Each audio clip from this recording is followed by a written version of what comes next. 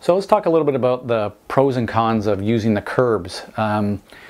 You know, the reason for using an apex curb, the biggest reason for using the apex curb is it allows you to straighten the corner out more, right? The larger the radius you take through a corner, the straighter the line you take through the corner, the faster you can drive through there. So by actually cutting across the inside curbing, you're actually straightening the line out more and making a larger radius that allows you to drive through there faster. So that's the advantage of using the curb on the inside of a corner.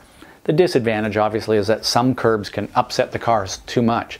And that's one of those things where there is no right or wrong way. You kind of got a feeling, you know, sometimes a curb will work with one car, but it won't with another car. It has to do with how compliant the suspension is. But understanding, obviously, the main thing to think about is, you know, as you're going through, let's say, a right-hand corner, those inside tires on the right-hand side, you know, they're going over the curbing, and yeah, the curbing may not, or probably doesn't have as much grip as the track surface does, but those inside tires are so lightly loaded anyways from the weight transfer that most of the cornering force is being generated by those outside tires. So that's why you can sacrifice a little bit there.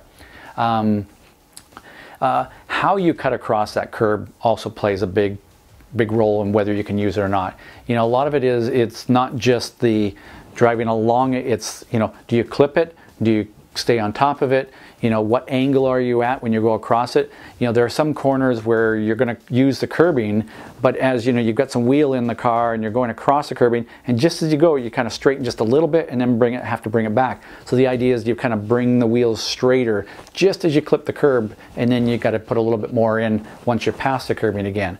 Those are all things that you just got to experiment with and try.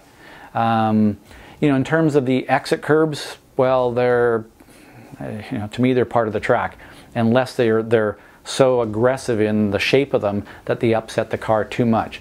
Now, the opposite of the apex curbing is, now the tires that are doing the bulk of the cornering is on, you know, this outside. They're the ones that are on the curbing. So depending on the nature of that curbing, again, the shape of it, but also the surface, whether how much paint is on that curbing and things, they may or may not have as much grip as the track surface does. And you know, where this becomes really important is the difference between on a dry day and a wet day. You know, sometimes you can use a curb a lot because it's got good grip when it's dry, but when it's wet, because of the paint, it's very, very slippery. So where a curbing that you might use in the dry, you wouldn't use in the rain. So again, you got to play around with that. But you know, overall, your goal is to maximize the radius of that corner. So from the very, very inside, or from the entry to the corner to across the curbing at the apex to the exit curbing, your job is to straighten that corner out as much as you can. Using the curbs is one way of doing that.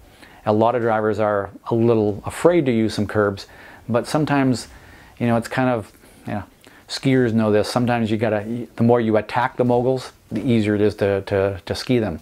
The more you attack the curbings, the more committed you are to using those curbings, the easier it is. If you're kind of trying to tiptoe across them, rarely does that work.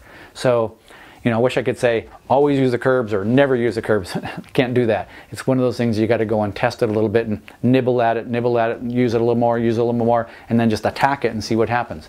Obviously, there's one other factor that plays a role in this, and that is, if I hit the curbing too hard, is it going to hurt my car? It's a judgment call you got to make.